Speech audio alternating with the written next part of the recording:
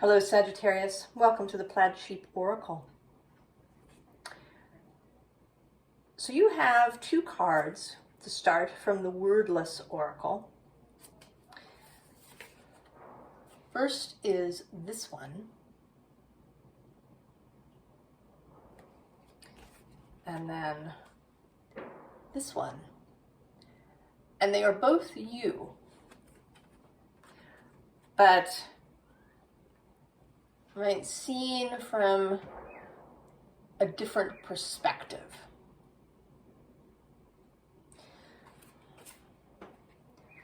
About where you are and what is imminent, what is arriving. So this is kind of your conscious space. There's this fog, and here it's right, it seems perhaps a little threatening, or at least, obscuring. It's, like a smoke screen, or a deliberate hiding of things, or, right, it's not a positive kind of energy. And then in this one, there's still some obscurity, but it has a very different feeling. It's more like a mystery, or, something exciting and interesting, right? It's colorful, rather than this black and white image, where you seem a little, perhaps, alarmed.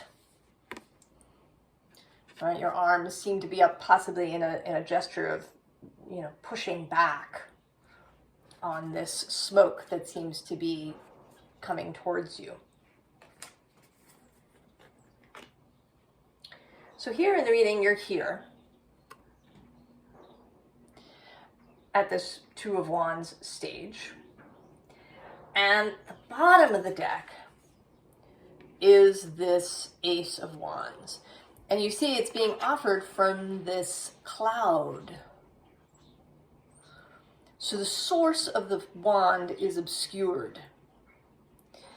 And I think you feel really suspicious.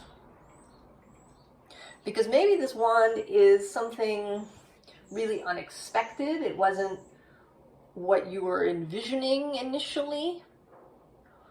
And I felt that this hand that's handing you the wand wants you to let this wand go that you're holding onto and take this one instead.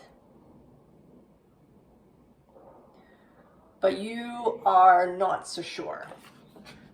Under this is the Eight of Swords. This kind of mental self-imprisoning, analysis paralysis, overthinking, focus on fears kind of thoughts.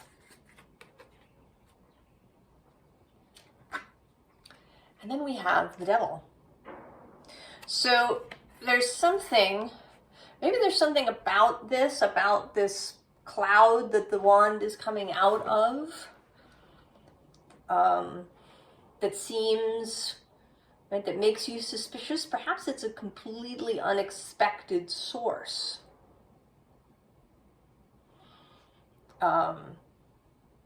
Not just, maybe you can see some of it. It isn't totally obscured, right? We can see the hand.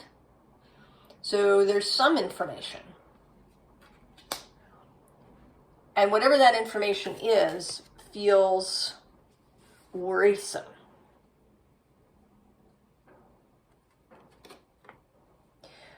But you're not just receiving the wand. You're also being offered this Ace of Cups. And maybe that's even part of the issue. Maybe it seems too good to be true, or, maybe you've encountered an offer like this previously and it didn't work out well. There's some, emotional factor here that makes you suspicious of the source of this this offer. But actually, right, what's on the other side of the smoke is the King of Cups.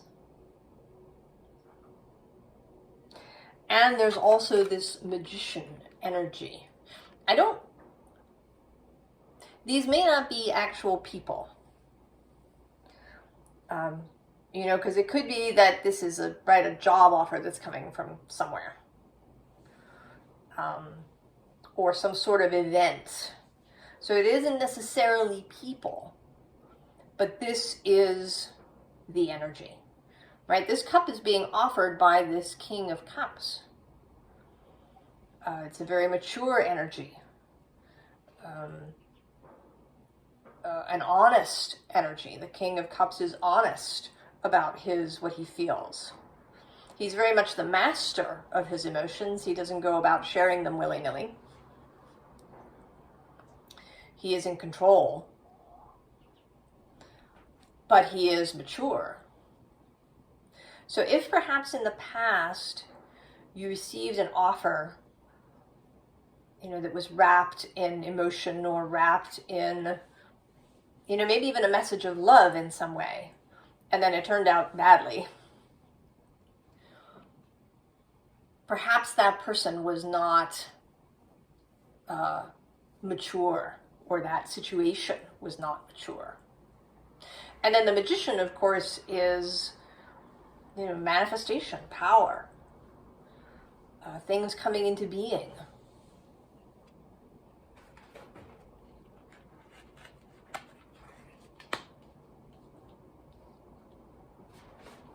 So the second row seems to be, right, what might be happening here in this card. There's an association of color as well as message. So we have the Hierophant, and it's a very, this feels, today anyway, gloomy. I kind of want to, talk about a really austere kind of faith. Right, like the Puritans, or other Protestant faiths, that when they first appeared after the Reformation, there was this, right? They whitewashed, literally, churches and removed ornament of all kinds. They really stripped the whole church experience of, color and magic, actually. Everything became very austere. And I'm feeling that here. There's also the snow and the bare trees. I picture the congregants coming to this church or temple and it being very cold and everybody sort of having to endure. That was part of the faith, that you have to endure discomfort.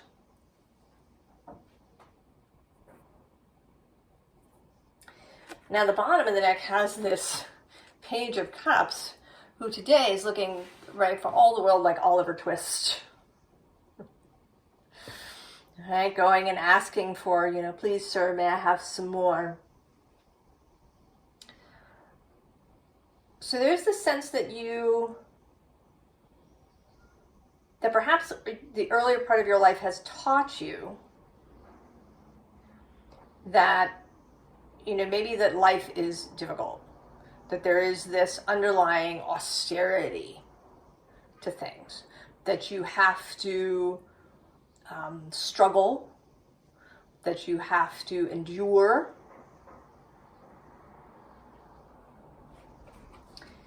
But under this Hierophant is, first of all, the Wheel of Fortune with all of this gorgeous redness. And below that is the Queen of Wands. And she's normally associated with Aries, but I'm going to say today that she is you underneath.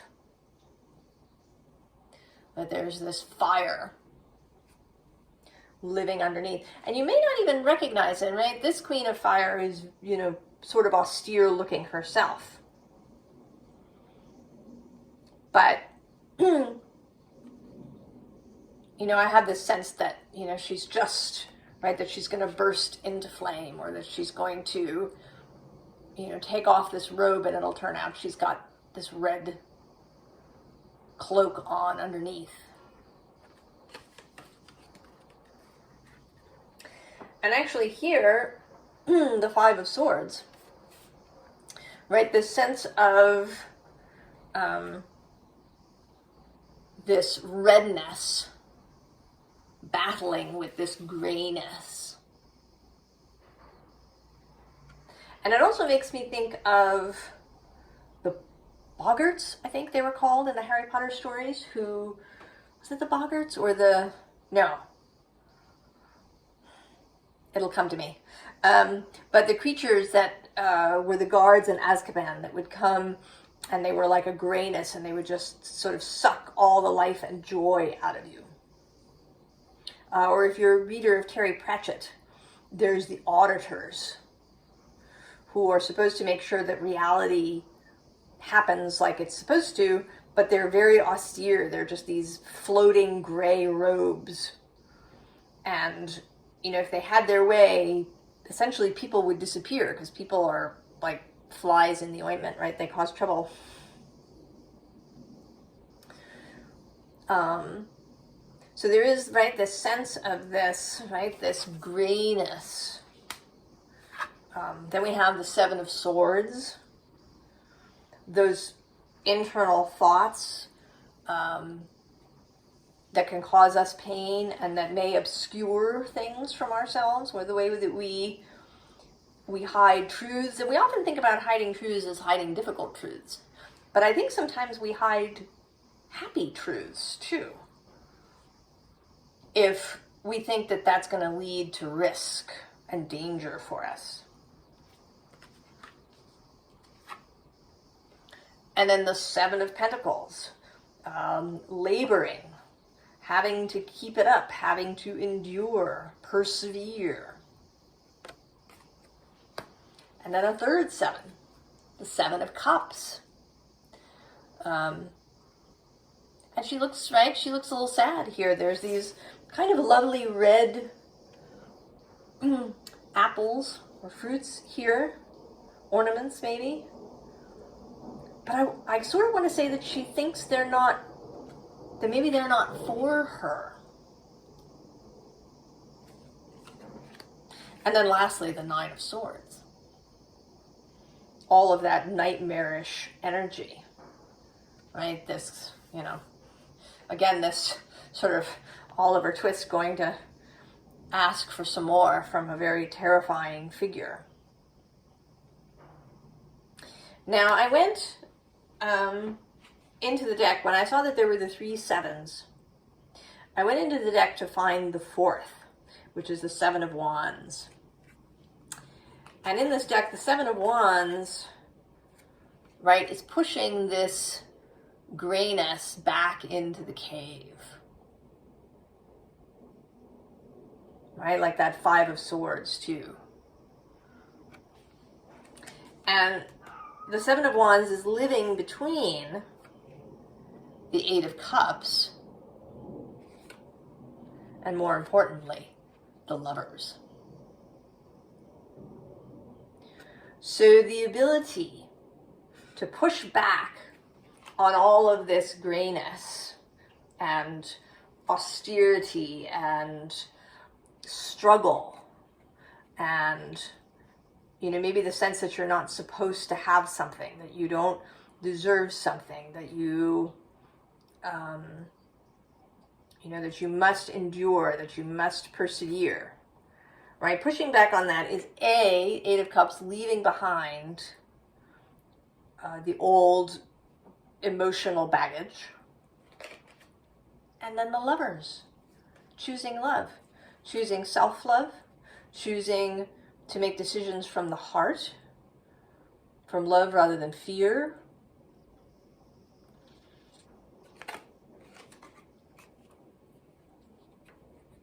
So then what do we have? We have the gift.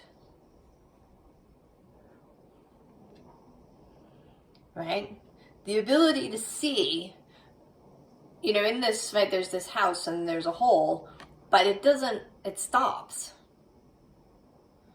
The rest of the roof here is complete. Right? And here you are in your red dress, and you're going past the part of the house that's falling apart and moving on to a part that is complete. So it is possible to move forward, to leave behind all of the emotional baggage and hurts and ways that things have not worked out in the past, and to move forward. The Five of Swords appears again, and this time there's a kind of, right, there's a power to it. You know, this figure is not concerned about the swords here. Right? She's hanging on this hook, but it doesn't really seem like the hook has her. She can move anytime she wants. And in fact, it might seem that she's actually going to tug on the hook and drag the fisherman into the river or into the ocean. This is a powerful figure. And I want to say that it's part of your darkness. We all have this shadowy side of ourselves. And if we stuff it away, if we, believe maybe that we need austerity to beat the devil, we've missed the point. Because the point is that those aspects of us are necessary. Sometimes we need this part of ourselves. We need this power.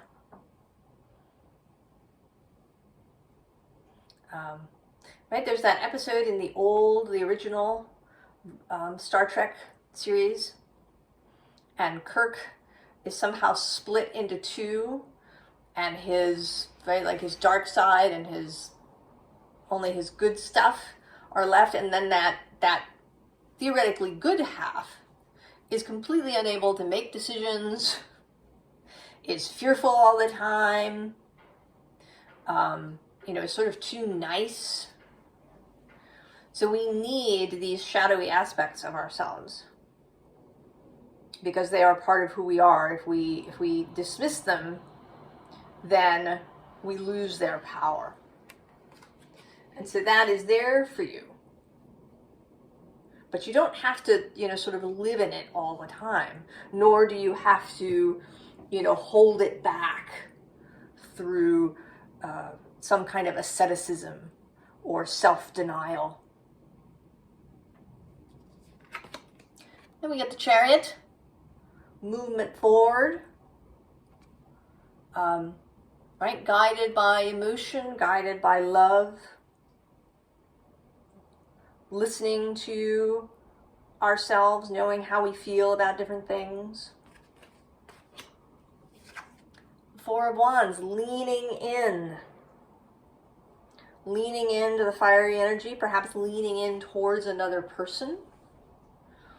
Or, this could be representative of this wand holder.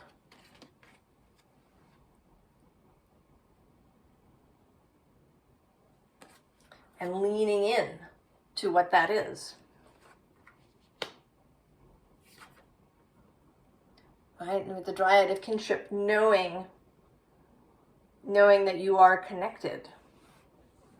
That this energy that's coming forth to give you this wand is benevolent and is part of your circle, part perhaps of your soul family. And that the invitation of this is to be the fool. To take the chance, to take the risk.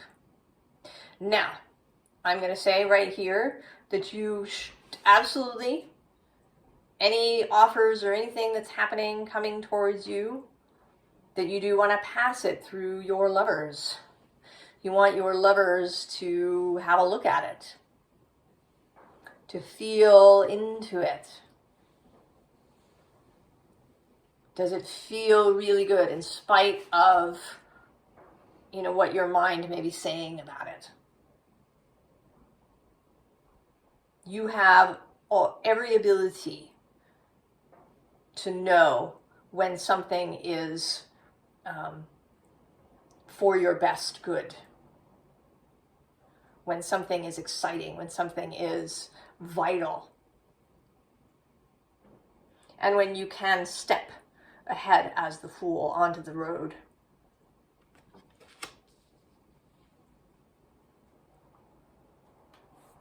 It's a little more advice, starting here. It's actually, right, there's sort of advice coming through the whole thing. We start with she who flows. Ease, being open to change, go with the flow of life. And you notice, right, we're having this color thing happening again. But rather than grays, we have these fabulous blues and greens and sparkles. Under this is the gentle force. Consistency, persistence, patience, the long game. So not really persevering so much, right? Not this sense of a slog, but of gently keeping to the path. Oh, and then on the bottom, the mist, trust your inner compass, be led from within.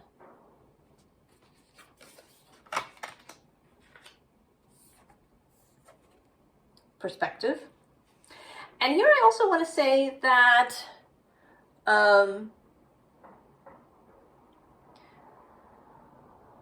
that this may seem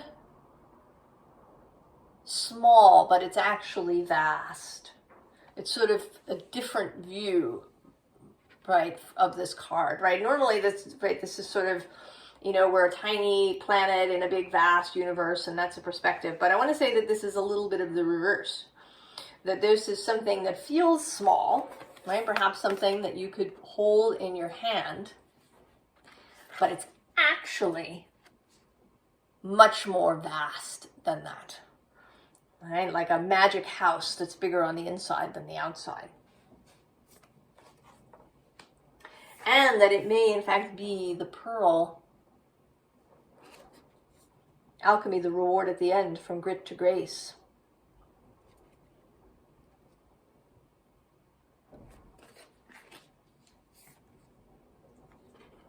And then the waterfall.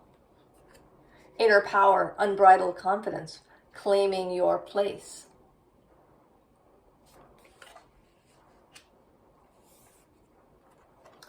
And you're not alone. This says isolation, physical connection, community. But I want to say that this is, right, the parts of yourself. That in your wholeness, you are not alone. And you have power. Perhaps that you are unaware of, if you will allow it for yourself. So then the official advice, first of all, the counsel, you know, here with her hands on her breast, again, that, you know, focusing on the heart, on this, on your own Ace of Cups, your own personal grail, your own light that you follow, your own inner star. And actually right below that is the arrow. And this again I feel is you. This is the arrow fired from Sagittarius's bow. on its way. The moon is at the bottom, showing up kind of as a repeat of the Chariot. The emotional ebb and flow. Sometimes Sagittarian energy just wants to go, go, go, or it wants just a really simple answer. But things aren't always simple. There's often nuanced things. So allowing nuance, allowing yourself to feel your way, even though that might seem dangerous. Because feeling your way does rely on nuance. Something may look a particular way from the outside, but if you feel into it, there'll be something else happening there. So maybe there is an element of this, whatever this hand is that's giving you the wand and the cup, whatever this cloud is. Perhaps there's an element of it that normally you would have rejected just out of hand. But, there's a nuance to it.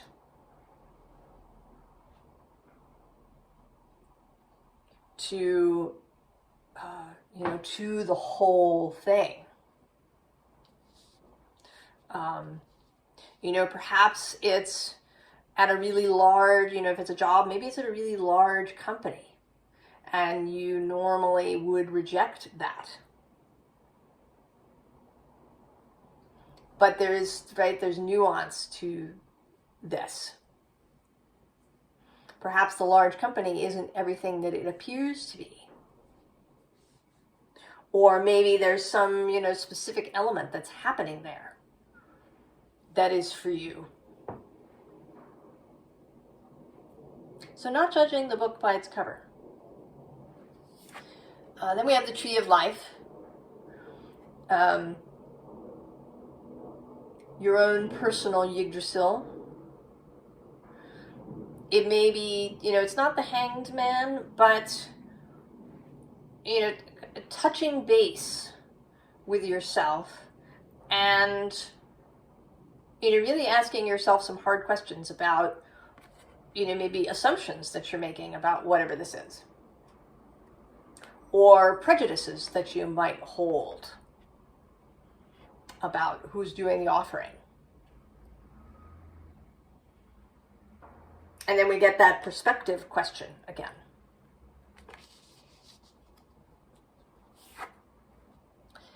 And then with the Gatherer, to look at everything. To not make decisions out of hand because of one aspect. To look at all the parts of something. And also to know what you have, to know your own gifts, your own skills, all of your own experience. All of those are available to you when you're wanting to make a choice or decision. And then the giveaway. The giving away, I think here specifically, of control. Because you might, fire signs have a thing about that, I think. This need for a certain level of control around, maybe what you encounter.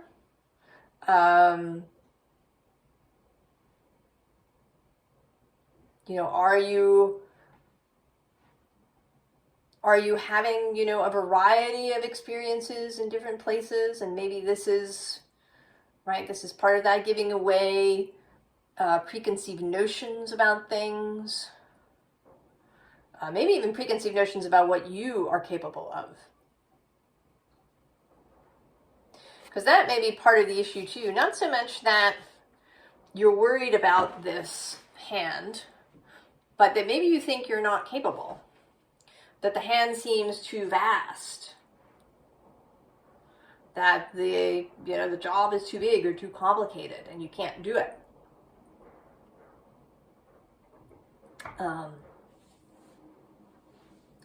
To give away all the things that you're using to limit yourself,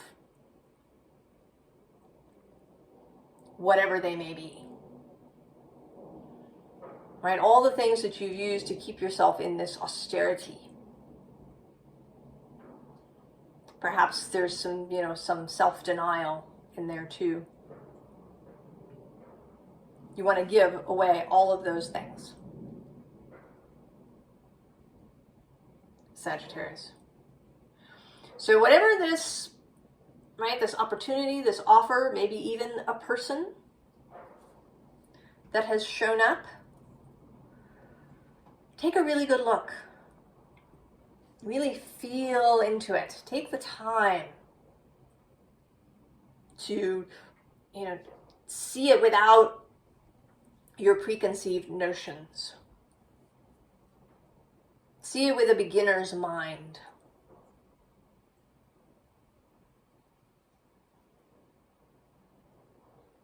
Right? Actually, the Page of Cups here does have beginner's mind.